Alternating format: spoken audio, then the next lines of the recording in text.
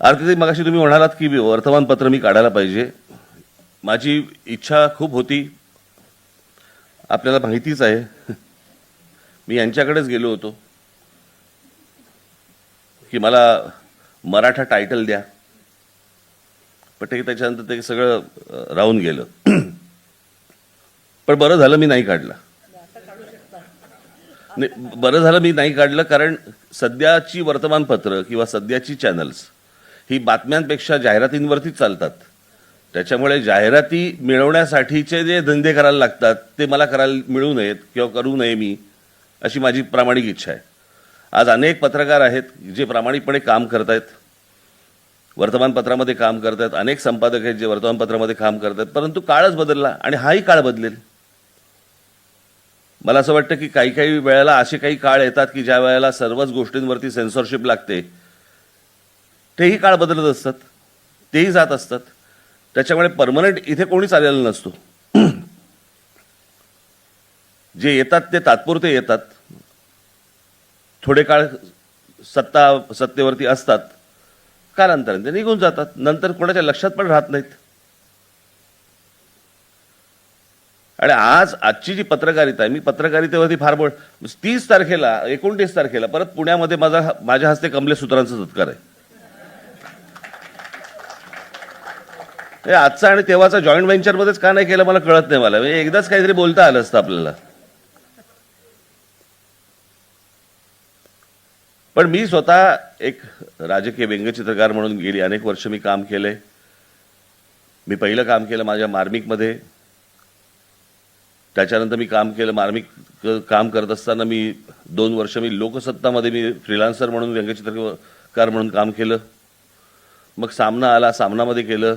त्याला अनेक दिवाळी अंकांमध्ये पण मी काम केलं. त्याच्यामुळे पत्रकारिता ही काय मला आत्ताच काहीतरी राजकारणामध्ये आल्यानंतर कळली अशातला भाग नाही आहे. पत्रकार माझ्या घरातच होते, व्यंगचित्रकार माझ्या घरातच होते.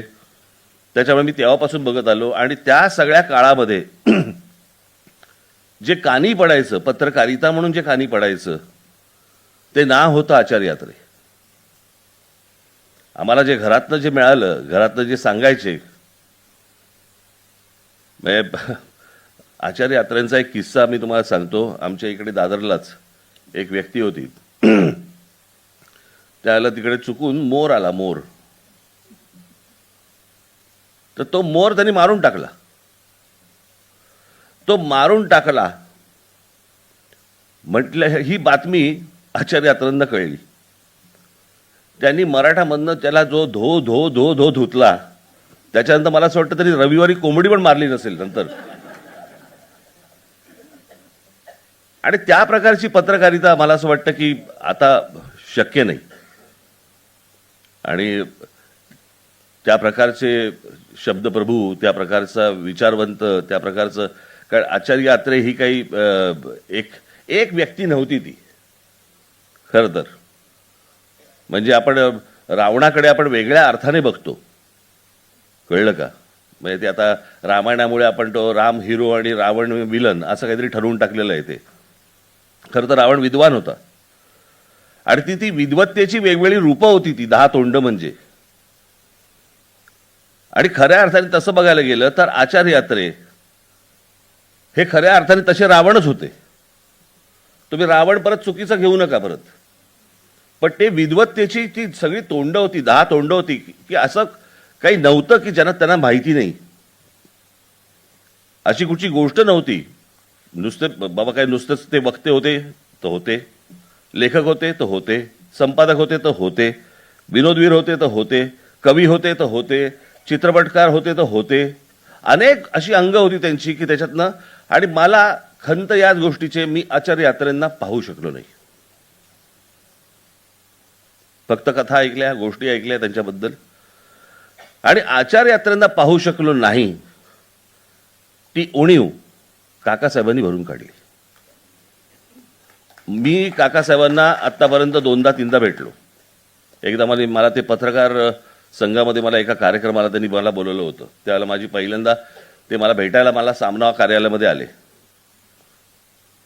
आणि मला असं वाटतं, मी जर चुकत नसतील तर आमचे अशोक पडबिद्री होते. आणि अशोक पडबिद्रींनी मला सांगितलं तुला काकासाहेब पुरंदरे भेटायला येणार. माफ करा, परंतु मला माहीत नव्हतं. आणि मग काकासाहेब पुरंदरे मला जेव्हा भेटायला आले, नंतर मी ज्यावेळेला त्यांचा सगळा अभ्यास केला, विचार केला, सगळ्या गोष्टी पाहिल्यानंतर मला कळलं काकासाहेब पुरंदरे कोण. आणि मग तो तसा दिवसेंदिवस तसा विचार करून आदर वाढतच जातो आपला. पण ही व्यक्ती आचार्य अत्रेंकडे यांनी काम केलंय हे काकासाहेबांच्या व्यक्तिमत्वात दिसायचं. आणि ती मला असं वाटतं गोष्ट, अनेक त्यांच्याकडनं गोष्टी ऐकल्या आचार्य अत्रेंच्या, पण एक हसमुख माणूस, अत्यंत मिश्किल माणूस. मी त्या काळामध्ये मी काकासाहेबांना भेटून मला ज्या गोष्टींची जाणीव झाली, आणि आपण जर आता अपेक्षा करत असू की आपण त्या प्रकारची पत्रकारिता आता होईल, मला वाटत नाही आता त्या प्रकारची पत्रकारिता होईल. कारण त्या प्रकारच्या अधिकारवाणीने, म्हणजे स्वतःचं वर्तमानपत्र काढून स्वतः मालक असून स्वतःचे विचार मांडणं हे आता फारच दुर्मिळ झालेलं आहे. आणि कोणाचे तरी काहीतरी कोणतरी मालक आहे, त्याचा एक साईड बिझनेस हा वर्तमानपत्र किंवा चॅनल आहे, तो चालवायचा आणि त्याच्यामध्ये पत्रकार काम करतायत, किंवा त्याच्यामध्ये काही बाबा सरकारला काहीतरी जाणीव करून द्यायची आहे, अशा अनेक त्याला पदर आहेत हल्लीच्या सगळ्या चॅनल्स आणि या सगळ्या गोष्टींना. ते पदर उलगडायला लागले तर सगळेच नागडे होतील. परंतु आपल्याला जाणीव आहे की आता सध्याची पत्रकारिता काय चालू आहे. आणि त्याच्यामध्ये होतंय असं की चांगले पत्रकार, चांगले संपादक हे त्याच्यामध्ये हकनाक त्याच्यामध्ये बळी जात आहेत, आणि त्यांच्याकडे बघण्याचा दृष्टिकोन बदलतोय लोकांचा. मी तुम्हाला आश्चर्य वाटेल, मी मध्यंतरी माझ्या एका भाषणामध्ये का कुठेतरी मी म्हणालो होतो, मी मध्यंतरी नागपूरला गेलो होतो ज्या वेळेला अधिवेशन चालू होतं. खरं तर माझा अधिवेशनाशी काही संबंधच नव्हता. मी एक गेलो होतो एका वेगळ्या गोष्टींसाठी, आणि त्यावेळेला ते अधिवेशन सुरू होतं. मी पोहोचलोय तिकडे, आलोय म्हटल्यानंतर मला एकनाथ शिंदेचा फोन आला. मला म्हणाले, मला कळलं तुम्ही नागपूरला आलेला आहेत, विधान भवनात या, आपण चहा प्यायला या. तर मी म्हटलं विधान भवनात नको, राहू देत म्हटलं, पण नंतर म्हटलं तुमचा सगळं कार्यक्रम आटपला. नाही नाही, या या या या म्हटलं. बरं, गेलो. अनेक जुने पत्रकार भेटले मला. म्हटलं काय रे, सध्या कुठे आहेस? आता माझा विचारण्याचा उद्देश असा होता, सध्या कुठच्या चॅनलमध्ये आहेस, सध्या कुठच्या वर्तमानपत्रामध्ये आहेस, हा माझा उद्देश होता. म्हटलं सध्या कुठे? नाही नाही, या मंत्र्याकडे, मी त्यांचा सचिव आहे. पुढे गेलो, अजून एक भेटला. म्हटलं तू सध्या काय करतो? नाही नाही, ह्या मंत्र्याकडे आहे. असे मला 8 ते 10 पत्रकार भेटले, जे मला पत्रकार म्हणून माहिती होते, जे पत्रकारिता त्यांनी सोडली आणि आता मंत्र्यांकडे कामं करतात. काय अपेक्षा करायची? आणि मग कमलेश, जे मगाशी तुम्ही जे म्हणालात की बाबा आम्ही काहीतरी लिहिल्यानंतर पत्रकारच आमच्यावरती लिहितात, ते आता प्रश्न असा आहे की जे स्वतःच जे विकले गेलेले आहेत त्यांच्या मताला काय किंमत असणार आहे, आणि ती मतं आपण का घ्यायची, का विचार करायचा त्या गोष्टींचा? मी तर कधी करत पण नाही. माझ्या बाबतीत तर बघायला गेलं तर ते मेलेलं कोंबडा आगीला भीत नाही, त्या लेवललाच आहे मी. जेव्हापासून आलोय तेव्हापासून झोडतातच आहेत मला. पूर्वी एक आगा नावाचा नट होता माहिती आहे तुम्हाला, आणि ज्याला लागा नाही आगा, त्याचे वडील, ते त्याला डबल लुक द्यायचे, असे एकदा बघायचे आणि मग परत बघायचे त्याच्याकडे. तसं माझ्याबद्दलचं चांगलं लिहून आलं तर मी असं पाहिलं, बघ माझ्याबद्दल चांगलं असंही होतं मला. असो, पण परंतु मला असं वाटतं की पत्रकारिता आत्ता ज्या प्रकारे त्रास सहन करते, पत्रकार ज्या प्रकारचे त्रास सहन करतात, मला येऊन पत्रकार सगळेजण सांगत असतात, बोलत असतात. अनेक प्रकारचे त्यांच्यावरती बंधनं आहेत, अनेक प्रकारच्या गोष्टी त्यांच्यावरती होतात. मला खरं तर तुम्हाला सांगतो, हे चॅनलची जे लोक असतात, मला त्यांचं तर भयंकर वाईट वाटतं, भयंकरच वाईट वाटतं मला त्या मुलांचं आणि त्या मुलींचं. कारण सतत काहीतरी त्या ऑफिसकडनं असतं, काहीतरी घेऊन या. अरे काहीतरी काय घेऊन येणार? मार्केट आहे का की पिशवी घेऊन निघाल्या, आता काहीतरी घेऊन या. कांदे चालतील का? नाही चालणार. मग अशी काय रोज तुमचं चॅनल 24 तास चालावं म्हणून लोकांनी काय बातम्या तयार करायच्या का? मिळू शकत नाही. मग काय उरतं? झुंजवा कोंबड्या, ते असं बोलले. तुम्हाला काय वाटतं? असं हे असं बोलले बरं का तुम्हाला. मग तुम्हाला काय वाटतं? मग ते जे पुढे आई बहिणीवरती जे जातं प्रकरण, मग ते काय बघायलाच नको पुढे. आणि एकूणच सध्याचा महाराष्ट्रामधलं एकूण जे राजकारणामधली लोक, त्यांची ती भाषा, म्हणजे ज्या प्रकारे सगळ्या गोष्टी, म्हणजे खरंच मला हा महाराष्ट्र हा तोच महाराष्ट्र आहे का प्रश्न पडावा असा महाराष्ट्र आज झालेला आहे. म्हणजे आज कुठे तो साधू संतांचा महाराष्ट्र, कुठे आमचे गाडगे महाराज, कुठे हे सगळे होते. आणि काय आजची अवस्था काय आहे? शेताला पाणी नाही पण खराताला पाणी आहे. कोणतरी आला खरात, शेताला पाणी नाही मिळत. आमच्याकडे इरिगेशनची बोंब, पण खरातला पाणी भरपूर. हे बाबा आमचे, ही महाराष्ट्राची अवस्था. ही प्रकरणं राजकारणाच्या सोयीप्रमाणेच बाहेर येतात, वाईट म्हणून बाहेर नाही येत. आता कोणाची तरी बत्ती लावायची, कोणाची तरी वाट लावायची म्हणून ठेवणीतल्या ज्या असतात गोष्टी, त्या ठेवणीतल्या गोष्टी परत त्यावेळेला बाहेर काढायच्या. हे काही चांगलं चित्र महाराष्ट्रामध्ये आज नाही आहे. आशा करूया भविष्यात ते लवकरात लवकर सुधरेल. जे करतायत तेही सुधारतील आणि मला व्यंगचित्राला पुन्हा एकदा संधी मिळेल ज्याच्यातनं लोक सुधारतील असं वाटेल, अशी आशा अपेक्षा बाळगूया. कमलेश बद्दल काय बोलायचं? मी माझा खूप जुना माझ्या परिचयाचा एक पत्रकार मित्र. म्हणजे माझं जसं माझ्या बाबतीत बोललं होतं की राज ठाकरेचं लाडकं नाशिक, कमलेश पण नाशिकचा. त्याचा काही संबंध नाही बरं का, त्याचा काही संबंध नाही. परंतु कमलेशचा मी प्रवास खूप जवळून पाहिलाय त्याचा.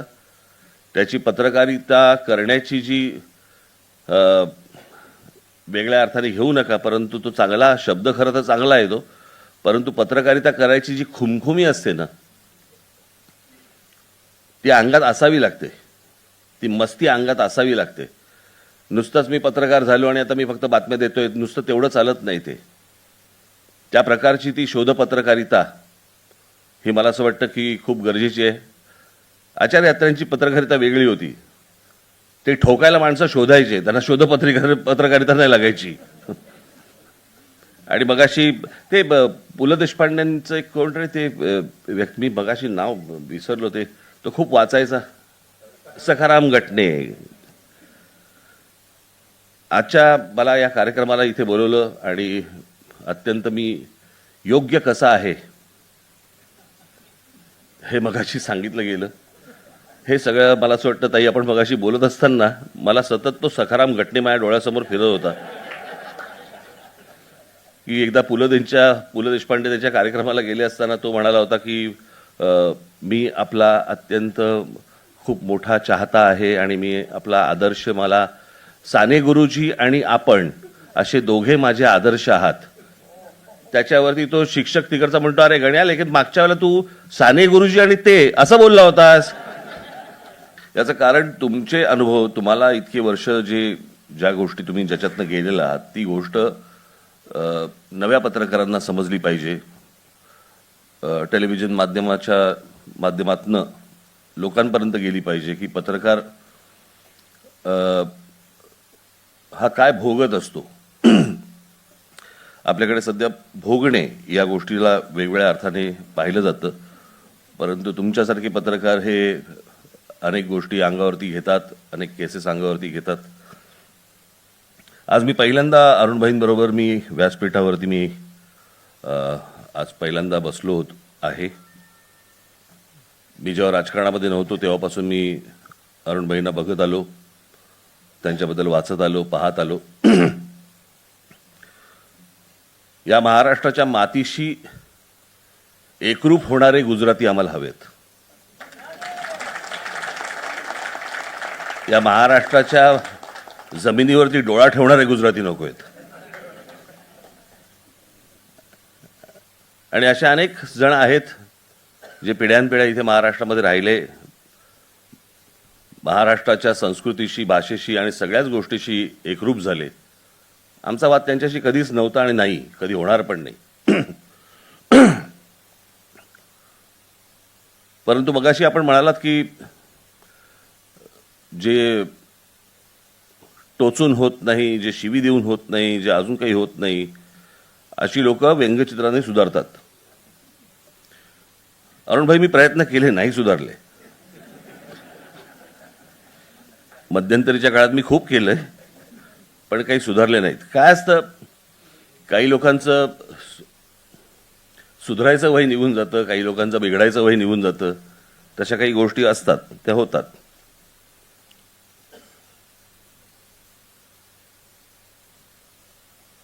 पण जे व्यंगचित्रातनं नाही होत ते आमच्या थोबाडातनं होतं आणि मग ते भाषणामधनं बाहेर येतं. मग अशी तुम्ही कमलेश ट्रोलिंगचं बोललात. हे ट्रोलिंग बिलिंग बघायचं नसतं, कळलं का? मी ज्या वेळेला भाषण करतो, माझी मुलाखत येते, माझं स्टेटमेंट येतं, काही येतं, मी खाली वाचतच नाही. कशाला पाहायचंय? आणि आत्ताच्या जमान्यात तर पाहूच नाही. भाई, ज्या जमान्यामध्ये राजकीय पक्षांनी ट्रोलर बसवलेले असतात, एखाद्या व्यक्तीला जर स्वतःचं मत मांडायचं असेल तर ते मत मी समजून घेऊ शकतो. माझ्यावरती कोणी टीका केली तर मला त्याचं कधीच वाईट वाटलं नाही. म्हणजे माझ्या आजोबांबद्दल यशवंतराव चव्हाण म्हणाले होते की प्रबोधनकार काय म्हणतात ते समजून घ्या, ते जर समजून घेतलं तर सुधराल. आणि अशा अनेक लोक असतात की जे बाबा टीका करतात, त्या टीकेमध्ये विष नसतं, त्याच्यामध्ये तुम्हाला काही सांगणं असतं. त्या सांगण्यातनं आपण काही जर बोध घेतला तर मला असं वाटतं ती गोष्ट चांगली. पण हे बाकीचे जे असतात त्यांचं काही वाचण्यासारखं नसतं आणि ते पाहूच नाही. खरं तर त्याच्यात काय वेळ घालवावा?